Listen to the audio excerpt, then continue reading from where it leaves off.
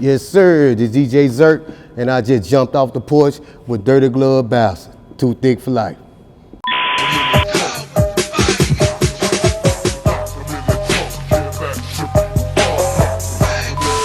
All right, so we got a legendary figure from Memphis sitting on the porch with us today. Yes, Welcome, sir. DJ Zirk. Appreciate you. Yes, sir. It's a blessing to be here. Nah, I appreciate you taking your time to swing down here too, man. Yes, sir. Yeah, man. So I title myself Icon. You know what I'm saying? You know, legends and icons is two different categories. You know. break that down then. What you mean? How's it different? Well, you know, icons is somebody who really created the wave. And yes, legends have took it on, you know what I'm saying? But the icon is the person who created that wave for everybody to ride. Okay, I dig that, man. All right. All right, so man, go ahead and shout out everyone you got sitting on the porch with you today too, man. I got Kilo G. This is my brother right here, Kilo G. Been with me ever since we the one created the Too Thick. I got Lil Ant with me, you know what I'm saying? He's a writer, my artist, and I got DJ Cree, you know what I'm saying? A producer down in the ATL. We've been working together since forever. We won't say forever.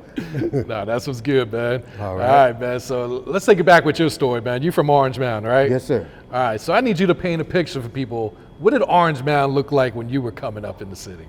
Full of crack.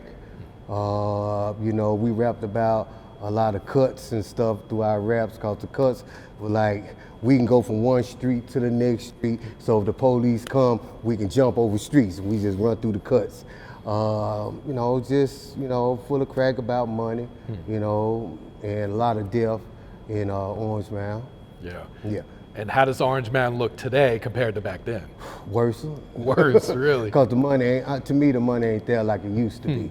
You know, when the beginning of them days, we can get out there with a little quarter ounce and boom it. Now, you know what I'm saying? It's like a lot of the crackheads to me don't have the jobs. So I guess it became to the youth.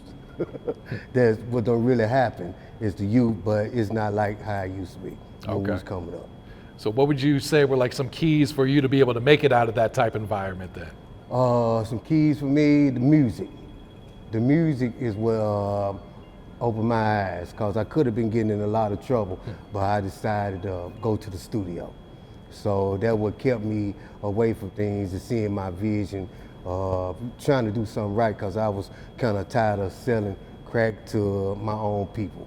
You know what I'm saying? So it was kind of wearing down on me mentally like that.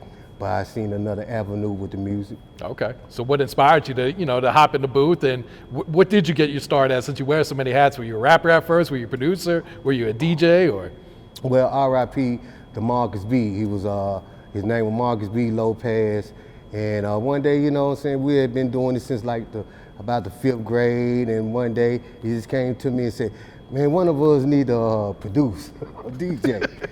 And I was like, well, I'll take that on my hands. So after the end, it just went from there. Okay. All right, so can you like explain what type of music was coming out of Memphis back then? Like, what was the sound at the time when you first started dabbling into it? Well, before I would wear DJ Spanish Fly, Memphis really, what people don't really know, Memphis was truly a hip hop city. We was actually rapping like New York, you know, but to me, what happened, we wasn't getting respected from New York. So when me and Squeeky kind of got together, we wanted to do our own and create our own sound, is what we want to do. But the sound really at that time in Memphis was maybe basic, but it was more a little bit hip hop. Okay. You know, Gangsta Pat did come along, and he kind of did his thing, but to me it was more of a West Coast type of sound. But even though he was Memphis and he still had a little bit of that Memphis sound, but to me it wasn't to where it is today yet. Okay. So Gangsta Pat was like one of the first ones to kind of make like gangsta music then coming out of Memphis? Well, it was other guys that was kind of like Marcus B. Lopez. He was gangster, but we didn't fulfill that sound. Once we were getting away from the hip hop, cause New York didn't respected us rapping like them. you know. So we kind of started rapping gangster. Along came NWA. So that kind of said that we could say, we let us know what we was doing, we was on the right path. Yeah. So, and then came along kind of after OTS, Reginald, shout out the Reginald Boarding had OTS on Park, the Orange Building in Orange Mound. But we were kind of building that sound, but it still wasn't there yet until really me and Squeeky kind of nailed everything. Okay. So how'd you link up with Squeeky?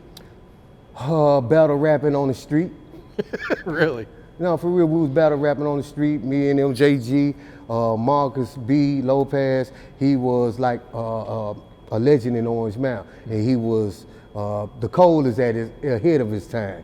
Ball and MJG at that time, they know and I know they wasn't on his level at the time. And we would see him walking down the street, and man, we was just like battle rap, you know what I'm saying?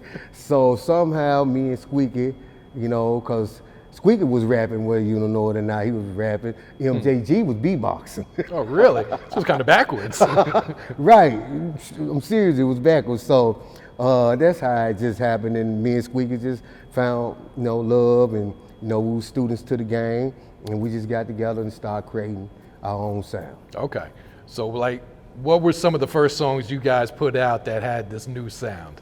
The one that really got the acknowledgement was Looking for the Chewin. Okay. The original Looking for the Chewin. You know, we was kind of dog music. You know, Squeaky, you know, me and him both, though he did kind of make it more, because we was learning to be club DJs. So we took the dog sound, the eerie sound, and we just put the club beats on top of it. Cause see, if you did straight dog music, nobody wouldn't dance off of it. You know what I'm saying? So what we did, just have a bunch of people mean mugging each other, right? Right. So Squeaky, he took the sound, you know, and you know, he just made the beats more club. Yeah. So people can dance and juke and stuff like that in the club. So what was the city's reaction when this new sound hits the city? Ooh, man, it was like, man, we heard everything. Like, man, they only buy y'all tapes because y'all got bass in it. You know what I'm saying? It was, you know, it was because like when we came and we started doing it, they're like the Drinking Yak, Smoking Sack, you know what I'm saying, song.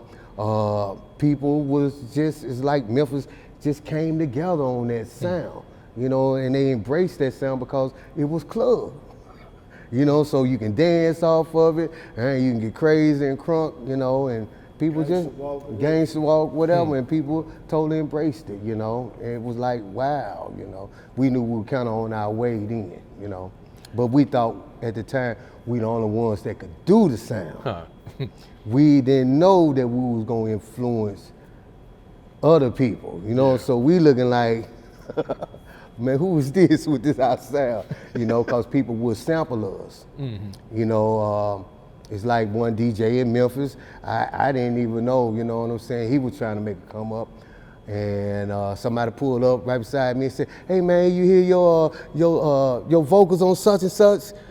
I'm listening, like that's my stuff, you know, on somebody else's stuff. You know, when producers, once we showed everybody which way to go, it's like everybody from Tommy Wright, Fly, everybody just, you know what I'm saying? Because with me, actually Kilo G was doing it, it might was just really, at that time, Al Capone, you know what I'm saying? Chrono Man, them really haven't came around Skinny Pimp.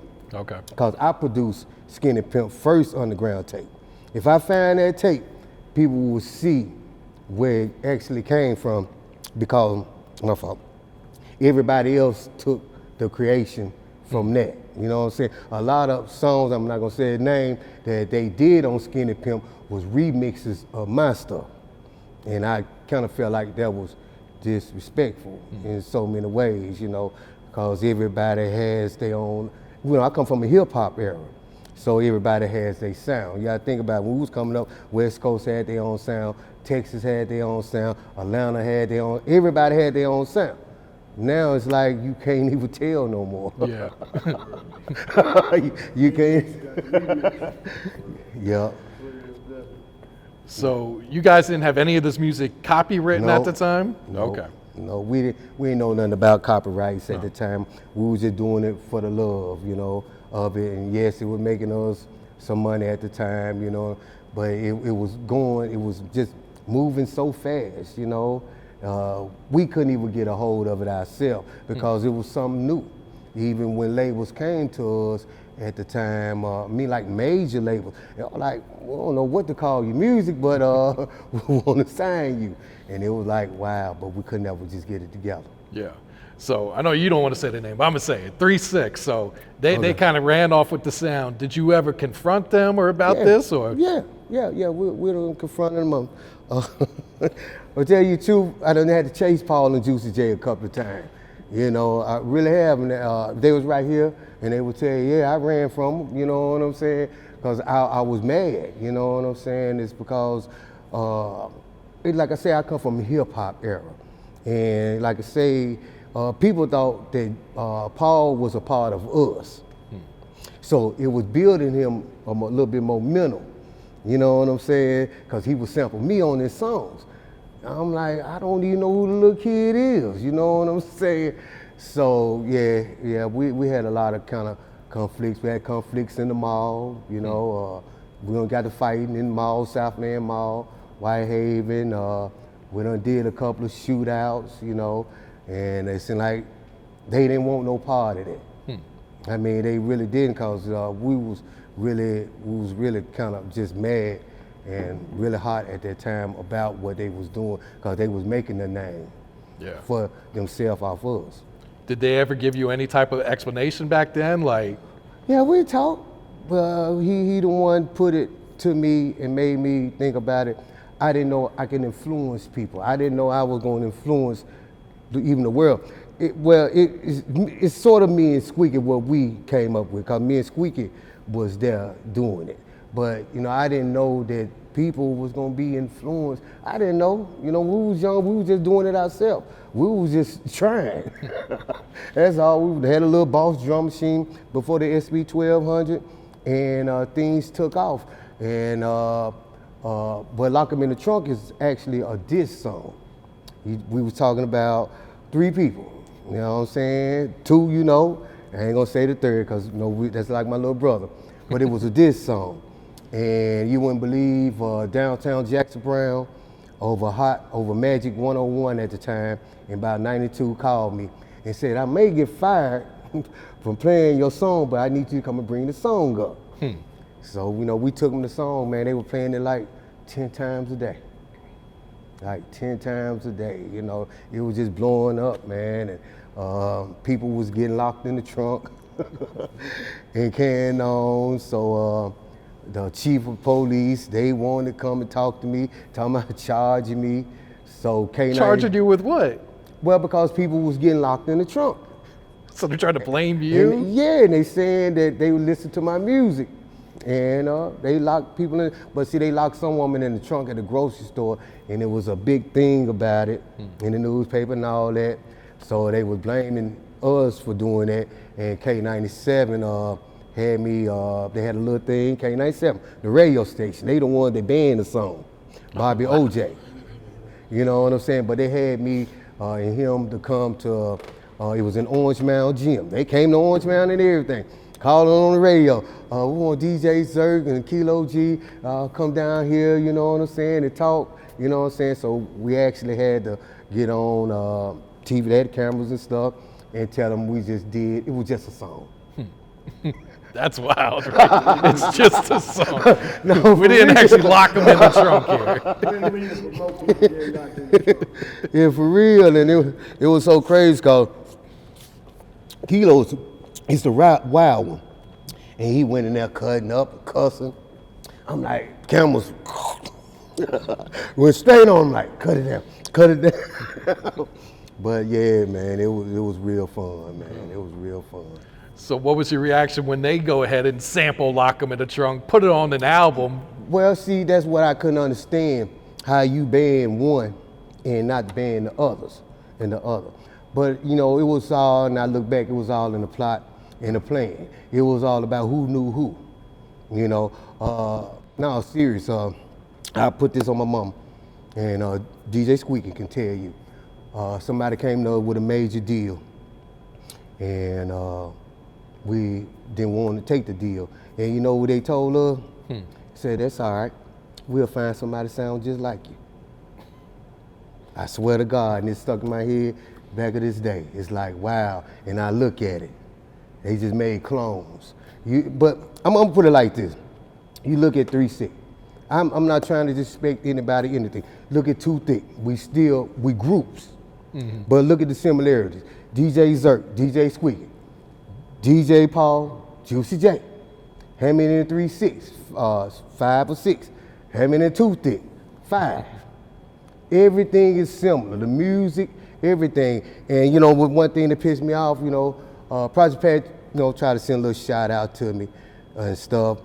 How you title an album Murderers and Robbers when you know who Murder Robbers came from? How you know cheese, dope, and a motherfucking, and a hoe, whatever, that came from me. How you just take everything that a man do. See, once they got ahead of us and they was able to get the money, the machine put behind them, that put us behind. But see, like I explained, the Squeeky, the reason why is because Squeeky folded up on a lot of deals. So we couldn't really record. See, people don't know a lot of things. So as we couldn't record because Squeeky folded up on us, closed studio, Paul was coming. And who music he was using, who style, who everything. So that kind of pushed us to the back and put them in the front fourth where we have to say, we have to fight for our originality because the people don't know. You know what I'm saying? They don't know. Right, so they think than they did when it's too much similarities. I know, and the real people, we all know. You know what I'm saying? But the people and the fans don't know. When you fight, when you fighting the fans on the internet, there's no sense of fighting. Oh no, you'll never win. No one defeats the internet. You can forget it, cause they would never get it. Yeah. You know what I'm saying? But I understand that. You know what I'm saying? But he the one told me I influenced him. You know what I'm saying? I influenced him, so he wanted to be like us. So how can you stop that? You know what I'm saying? It took me time to understand we influenced a whole lot of people. So, you know, it's like, okay, you know. When did you guys have that conversation, or when did he tell you that? Back about maybe 2015. I did something with him the drummer boy did, you know. He invited me to come, and, you know, we talked about it, you know. What was that conversation like? Was it kind of like, you know, finally getting the, you know, chance to tell your side? Well, I really wanted to let go, you know what I'm saying? But I really wanted to see where he was coming from, you know what I'm saying? And what I said about a person telling you how much you a big influence on their life, it was kind of like, okay, you know what I'm saying? I can see, you know.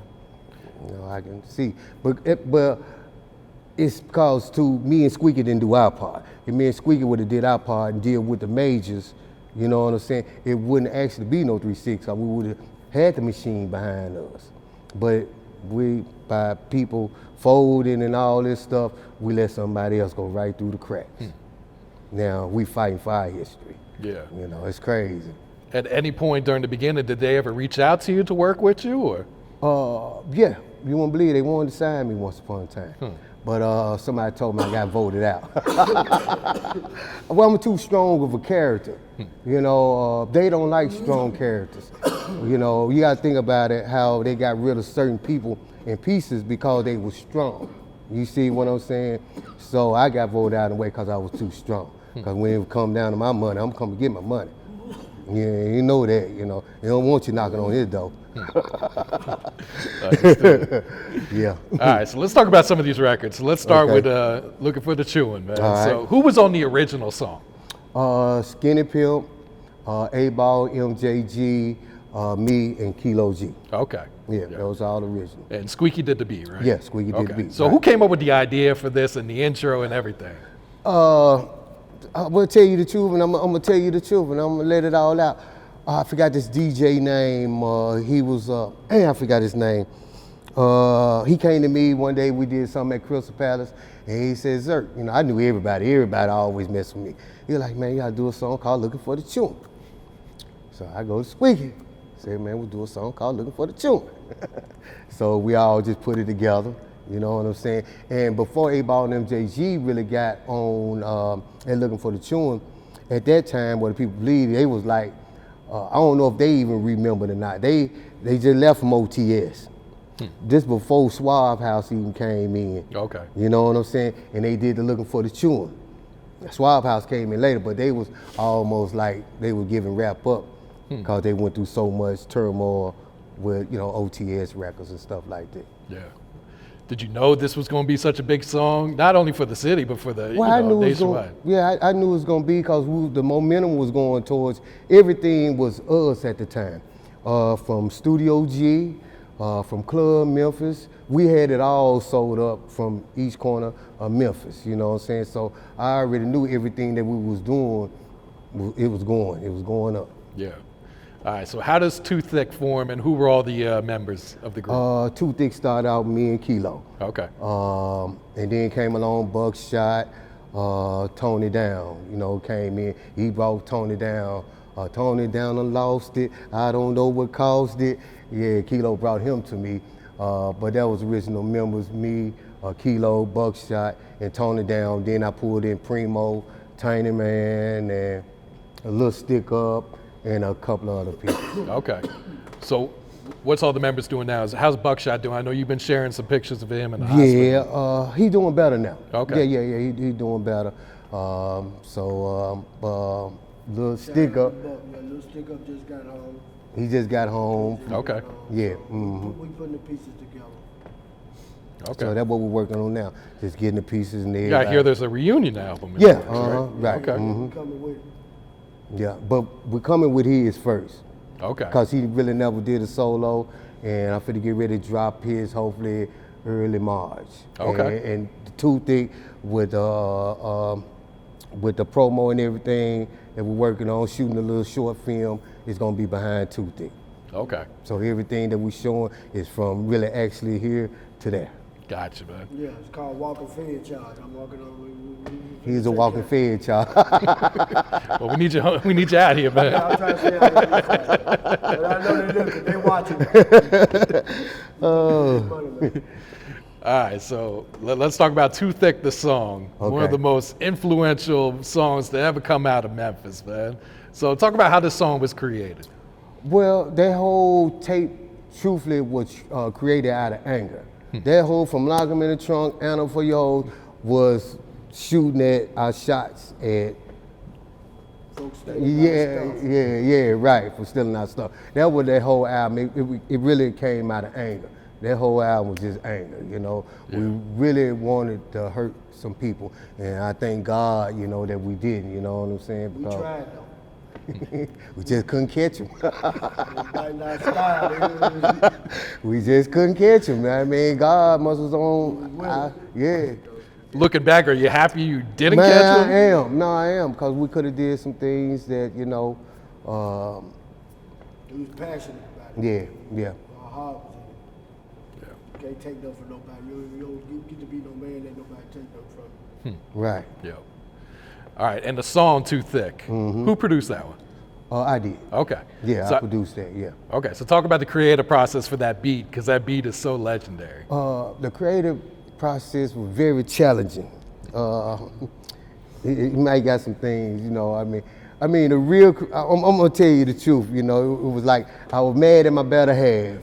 My better half was, you know, cause every time he did something, my hands is all in it. You know what I'm saying? And then I finally want to do my own, you know what I'm saying? Cause I'm seeing you make all the money. I'm like, damn, you know, you making all the money. I said, I need to drop me something. Oh yeah, okay, all right. That's what he thought. I got in there, the boy laid on that bed. Yeah, I'm serious, I swear to God, he laid on the bed, he was in the studio. Man, we come back next morning, man, have a song mixed and everything, man. Kilo used to be like so mad because his hands really wasn't in it, you know what I'm saying? Like how we would do you know what I'm saying? But we'll come back, man, he had it sounding good, so I was like, calm down, Kilo, let's roll with it. Yeah, but that album it just had a lot of anger in it. Yeah. Yo Gotti and Big Boogie sampled the song Bust Down. Yeah, What you think of that? It's cool. Yeah. I mean, that was today's, and then think about it, I like them, they did come to me and we is working out something on that. Yeah, they came to me and we're working out something with my lawyer on it. But it's cool, I had to let go, you know what I'm saying, and understand and let them sample it. Cause they gotta come back, you know what I'm saying? So, I had to learn to let it be free, you know what I'm saying? Go ahead, had to realize who we were at the beginning, It was a lot of people wasn't doing things. We the first one that brought, what's the name from Texas? UGK, even to Memphis, we could even sign, Bun B wanted us to sign with him. I heard about that, Yeah, Bun B wanted us to sign with him a while back. But, I did and I didn't because we was, at my stage, we was doing too many, we was doing our thing at the time. So how did that whole connection come about? Did you guys reach out to them to bring him up, or? Oh, to my with Bun B? Yeah. No, because I didn't like that he messed with 3-6 Mafia. No, serious, because why you not go get the originals? You know what I'm saying? Bun B, you was there. You know what I'm saying? Him, Pimp C, actually, we were finna beat up Pimp C. Well, because, we from Memphis, man, we ain't with all this battle rapping. And that's why I said I believe that's why Memphis is to what it is today. You know what I'm saying? We ain't, man, look, man, we ain't with about that battle rapping. Because we was street hustlers. Too, y'all realize we street hustlers. Coming about a battle rap, man, you might get your tail whooped. And Pimp C came to us with it. Bun B came, said, hey, y'all come here. Y'all come here. I ain't lying, Pimp C knew. Because we just stood at him, we just looked at him. Man, I'm the coldest, I'm the coldest rapper, and this and that, and we looking at him. Yeah, why did you do that at? Bun B said, y'all come here. I swear to God, I put this on my mama, man. Was that in Memphis? Yeah, that was in Memphis, at Club Memphis on 3rd. Oh, wow. Yeah, Club Memphis, that was the second Club Memphis, because we made Club Memphis Orange Mound so big, we couldn't get all the people in there, so we had to go to a bigger venue, and that was on 3rd, and that was one of the worst decisions. Took it out the mouth. They shot that club up so many times. Oh, damn. Oh, man, right. I understand you was able to build a relationship with Gangsta Boo, right? Yeah, Okay. me and Gangsta Boo had a good relationship, a good friendly relationship. That's one thing, R.I.P., Lola, and that's why I hate, truthfully, that Paul did put that interview up there. I want to speak on this subject, y'all, because to me, Paul didn't have to do that. You got too much money. It should have been a positive. You talking about the video he made after her funeral? Yeah, after her funeral. Okay. It should have been a positive, not a negative. Because you got to understand, I didn't, once upon a time, I want to rip three, Lord Infamous, Crunchy Black, and Lord Infamous, Crunchy Black, and Coos nigga had con me out of not whooping their ass. I wanted to tear anybody's head up on that crew. Really, seriously, I really did.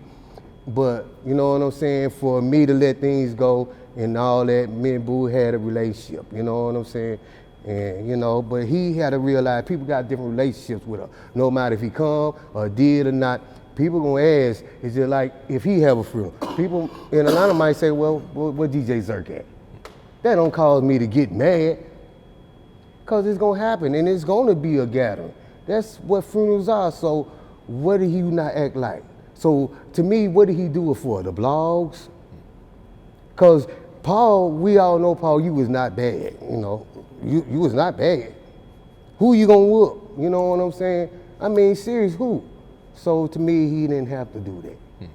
I mean, he could have did it another professional way. Yeah. I would have. It's crazy. Going back to the Boo, though, like for people that never got to meet her, kind of just talk about like her personality, what type of person she was. Oh, she was fun. She was fun. Boo would call me, get in town, 1:32 in the morning, I'd be like, Boo, I'm in the bed. She was like, come on, sir, give me the beats. Come on, me and her and Skinny Pimp and Chet, we all did a song I haven't released and probably not gonna ever release it. But we were just tight like that. I'm serious, she just called me up 2 and 3 in the morning. I'm like, Boo, come on. But she, energy, she was just energy woman, you know what I'm saying? Very energy. Yeah, every time I saw her, she had a huge smile. Man on her had a face. huge smile, and her and Chet is my two favorites. You know, Yeah. I ain't gonna lie. Shout out to Chet, They're my man. queens, they're my two favorites, cause we all, it's tripped me out. Boo would just pop up at my parties, and I'd be like, you know what I'm saying?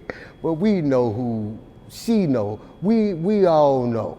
The real people all know who really the original creators. No matter how they want to hide, no matter how they want to pretend, we all know.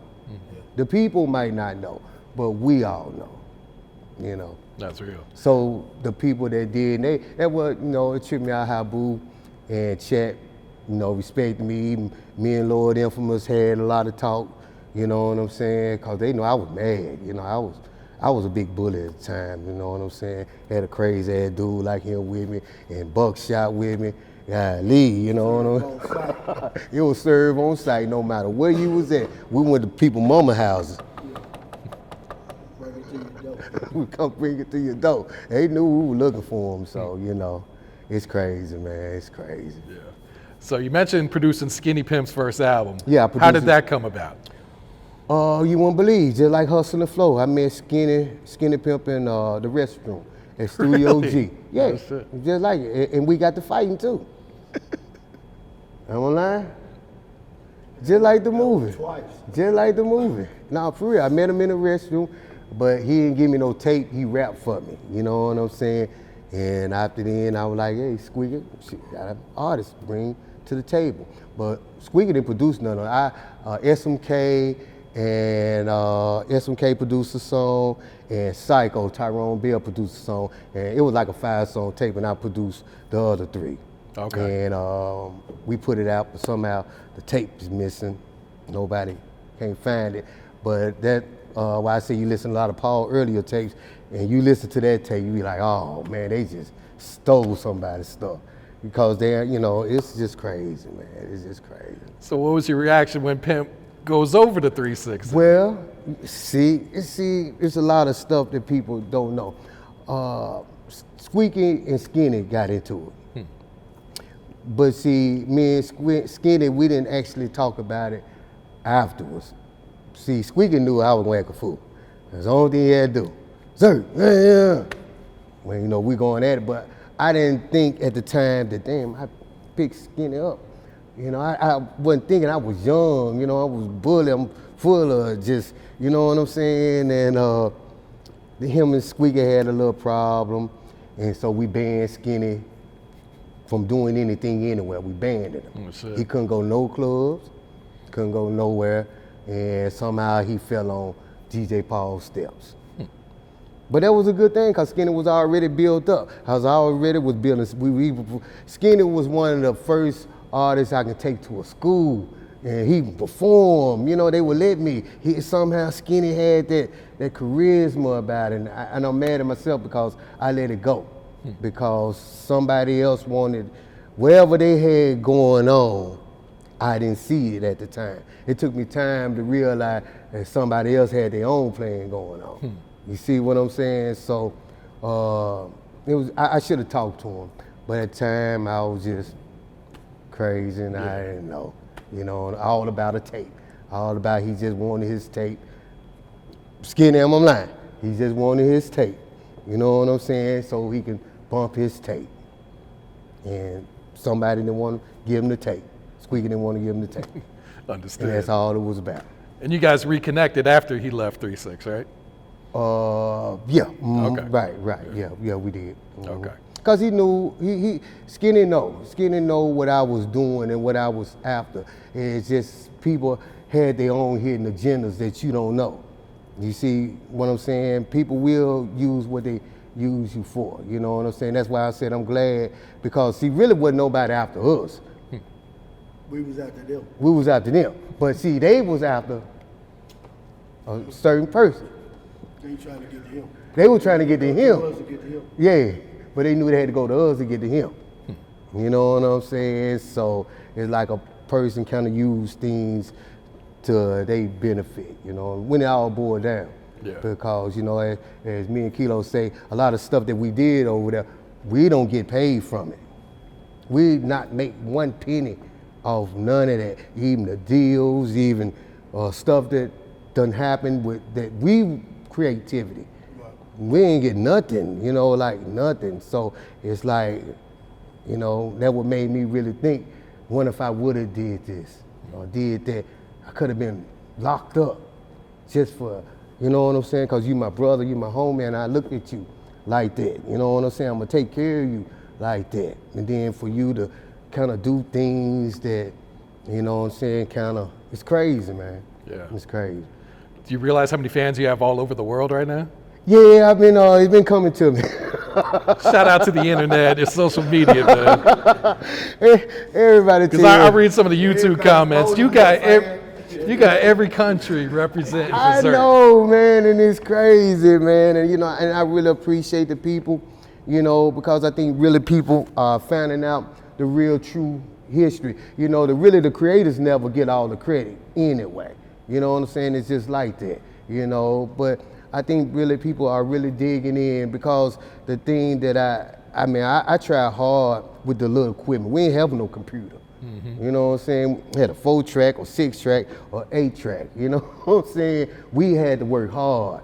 You know what I'm saying? To create what we did. You know what I'm saying? Not just put it in the computer. And, you know what I'm saying? That stuff was hard work, and you know what I'm saying? It was hard. It was hard. So what's next for Zirk? Is building Too Thick over really, even though I always have been there, I'm getting original members. Now everybody's back out. You know what I'm saying? So I'm really getting Too Thick together. I'm bringing new artists to the table and, you know, getting investors. And we're working, like I say, on a documentary, and we're gonna work on more film, you know. And no matter do anything, I'm just trying to connect with everybody, you know, that's associated Memphis from the underground, even like Criminal Main and all of us, you know, no matter what, you know, even Criminal Main was actually there seeing things, you know what I'm saying? Yeah, seeing, you know what I'm saying? But, you know, we all was a family once upon a time, you know. That's how we started. Yeah. So I've been reaching out, you know, I'm home now. They know the crazy one is back, but you know, I'm trying to be a little bit more civilized. They coming on, man. You can't get anybody. We looking for my solo album. We put it together. And happy birthday to my brother Zirk's birthday Saturday. Yes, sir. Okay. So we getting on one more year, but this is our year, 2023, with 7 heads. Get out the way. Yes, sir. Zirk, you got a shout out you'd like to give before we wrap it up here, bro? Really, if these people on this porch know I love them, but you know, just shout out to everybody, you know, that was a part of that tree. You know, me and Squeeky was the stump, you know what I'm saying? And the Grants Brew, the Player Flies, and you know, everybody. Shout out to all y'all, cause without y'all, this Memphis music I don't think would be alive, because everybody brought Gangsta Black, and all these people brought something to that game. You know what I'm saying? And the thing about it, I watched it. You know what I'm saying? I sit there and I watched it, and I tried my best to keep on working, you know what I'm saying, and stay in the flow. But then all these people, even Gotti now, taking that stuff to a whole nother level. Yeah.